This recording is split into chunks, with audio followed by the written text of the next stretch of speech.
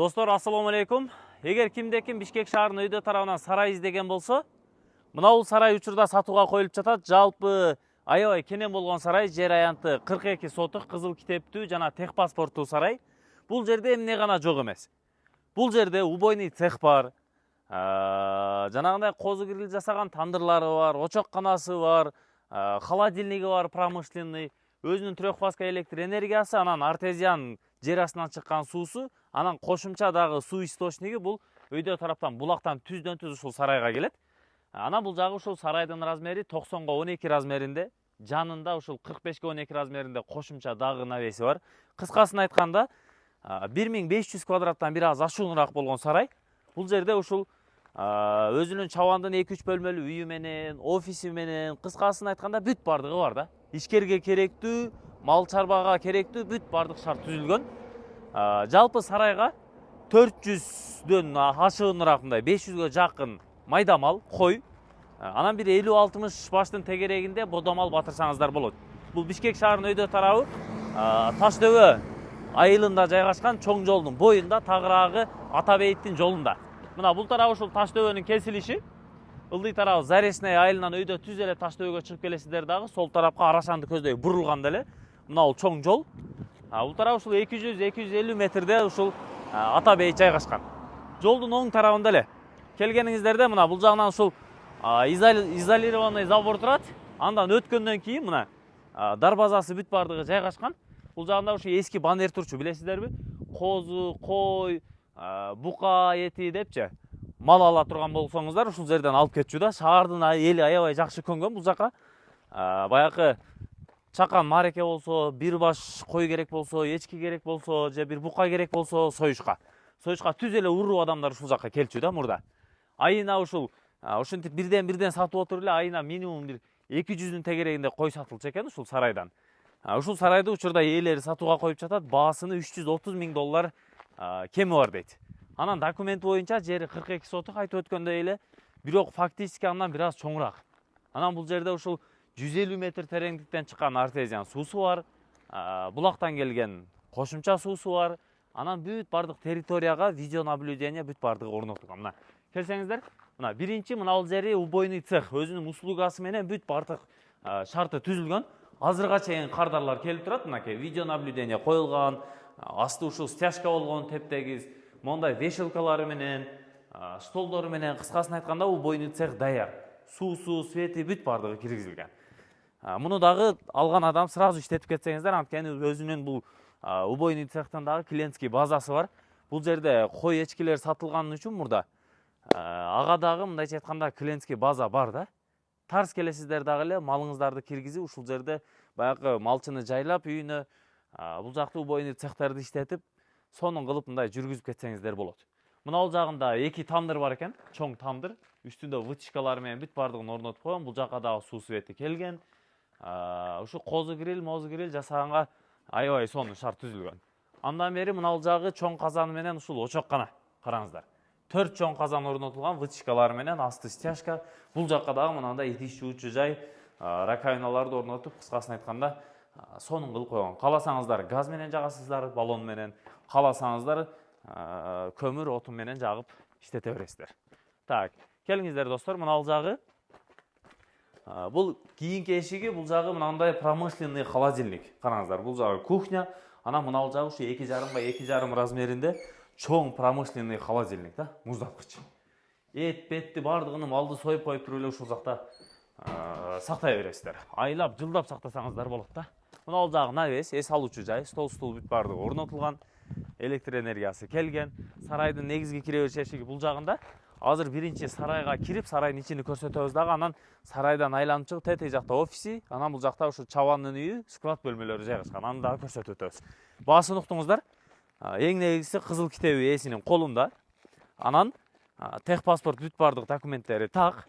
Документ боюнча 42 сотук, бирок фактически ушу бир 50 сотуктун тегерегинде чыгат. Кире бериш эшиги. Мына бул арт тарабынан көрсөтө турган болсок, бул жагында ушул тоокканасы, андан кийин складское помещение, анан мына бул өйдө тарабында караңыздар, загончиги жайгашкан. Бул жагы ушул загон. Мал салды, кой, пойду, башка нерселердин бардыгын ушул загонго чыгарып койсоңуздар болот. Тетиги жагы ушул 45 га 12 размериндеги навес. Аны дагы сарайдын ичи аркылуу бир катар көрсөтүп чыгабыз.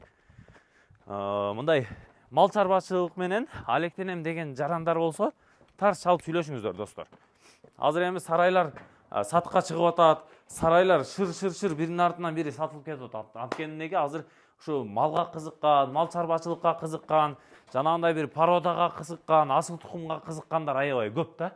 Ана мына бул оң тарабында дагы бир эшиги, бул ошо чакан гана бөлмөсү, эми жемкана, инструменткана деп койсок дагы болот. Мына эки тарап, ортосу кенен, үстү мынантип шифер менен жабылган, бышык кирпичтен тургузулган, асты стяжка, бул жагында ушу бодомалдын орду. Кааласаңыздар кунажын, бука киргизсеңиздер болот да, жайгаштырсаңыздар болот. Ушу катарынан ушул сарайдын ичи жалпысынан бир 50-60 бодомалга, анан бир 400-500 койго расчет алынган да. Анан келиңиздер достор, мына бул жагында бир көрсөтүп коеюн. Мына бул жагы койгана, караңыздар.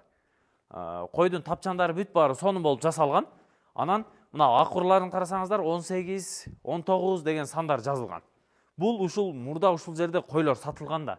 Семиз койлор даяр, союшка даяр койлорду ушул жерге баалары менен бөлүп, 19 миңдигини өзүнчө бөлүп, 20 миң сомдугун өзүнчө бөлүп, 21 миң сомдугун өзүнчө бөлүп, мына өтүп караңыздар. 22 миңи, 23 миң сомдуктарын өзүнчө бөлүп туруп, мындайча айтканда ассортимент кылып ушул жерге сатышкан экен да. Мындайча айтканда шоурум, достор. Кыскасын айтканда даяр бул жерчи, клиентский базалары бар. Тарс аласыздар дагы эле малды киргизип, ушу кой сатып, баягы кой-пойду ушул жакка жайгаштырып, анан бул жагында ушул башка дагы бодомалдарды киргизсеңиздер болот. Бул жагы те өйдөгө чейин. Аны азыр четинен көрсөтөм достор. Келиңиздер. Бул жагына кире турган болсок, мына бул жагы навес. Караңыздар. Навес. Бул жакта дагы кааласаңыздар жылкы кармаганга, кааласаңыздар чоң-чоң кунажын, бука кармаганга, мына бул жагы бодомалдыкы. Үстү монтип тыныке менен жабылган, асты стяжка болгон. Анан мына бул катар-катар загондор, бул эми койкана, козукана достор. Ушу майда малды ушул жакка киргизсеңиздер болот. Те өйдө тарабы сарайдын артына чыгып кетет. Ал жактан дагы дарбазасы орнотулган, жарыктандыруу бүт баары кирген. Андан бери мына бул экинчи дарбаза менен чыксаңыздар, бул жагы ушу загонго чыгасыздар. Ушул сарай аягына чейин нар жагында бир катар көрсөтүп өтөйлү. Эгер алам деп мындай ниет койгон болсоңуздар, анда келип эс менен бир сүйлөшсөңүздөр, баасына азыр ушу 330 миң доллар кеми бар деп түшүп берем дейт. Аны эми калганын мындай документин караганча, келип бир катар көргөнчө, сиздердин планга салыштырып, анан байкаштырып көрө бересиздер. Мына оң тарабыдагы мына ал жак бүт бардыгы койгана. Мына койгана катар-катар. Көрдүңүздөр, достор?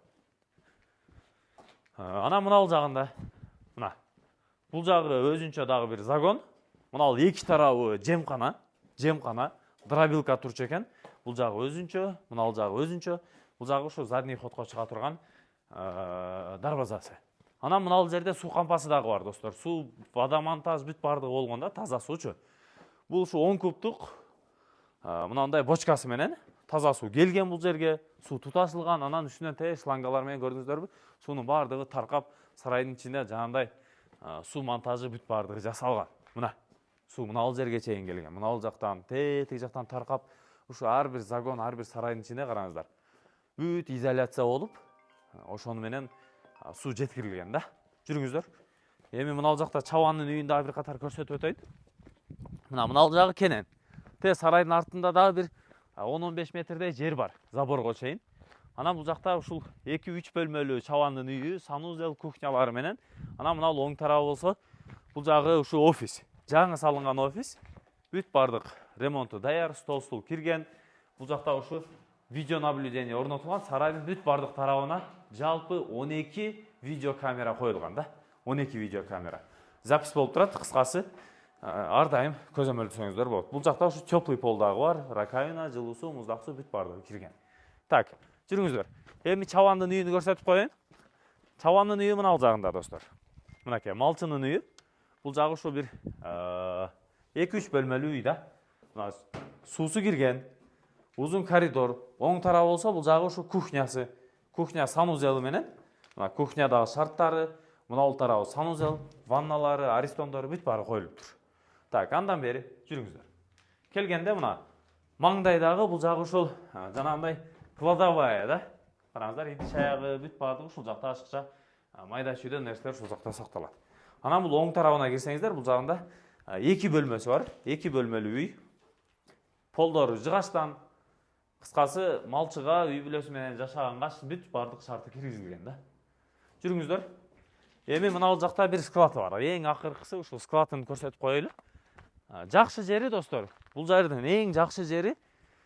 Сиздер мал киргизем десеңиздер, клиент өзү келет да бул жергечи. Анткени бул буга чейин канча көп жылдардан бери бул жерде ушул баягы союшка бука, кой эчкилер, малдар сатылып турган да. Азыр ээсинин айтымында айына 200дөн, мындайча айтканда, кой сатылчу экен. 1-1ден, 2-2ден, 3-3, 4-5денчи баягы союшка алып кете берипчи адамдарчы. Шаардын тургундары, Бишкек шаарынын эли бүт бардык ушул жака үйрөнүптүр. Негизи ушул Ата бейиттин жолунда эле Чоң Трассанын боюнда дарегин түшүнүп алдыңыздар, Таш дөбө айылы, тоого жакын, бүт бардык шарт менен ушул сарай буйруса сиздерге сатууга коюлду. Мына бул жагы эң акыркы бөлмө, кладовка же болбосо склад бөлмөсү. Чалып ээси менен сүйлөшөсүздөр, биз кызматта болдук. Лайктан басып, комментарийден жазып, достор менен бөлүшүп коюңуздар. Кимде ким мал чарба менен алектенген болсо, дыйканчылык менен алектенген болсо, багбанчылык менен алектенген болсо, достор, сиздердин тапканыңыздар эң адал жана таза мээнет. Алла таалам ишиңиздерге береке берсин. Ушул жерди ким алса дагы гүлдөп, өнүп, өсүп, ушул жерде бир малы 2 болуп, 2 малы 5 болсун.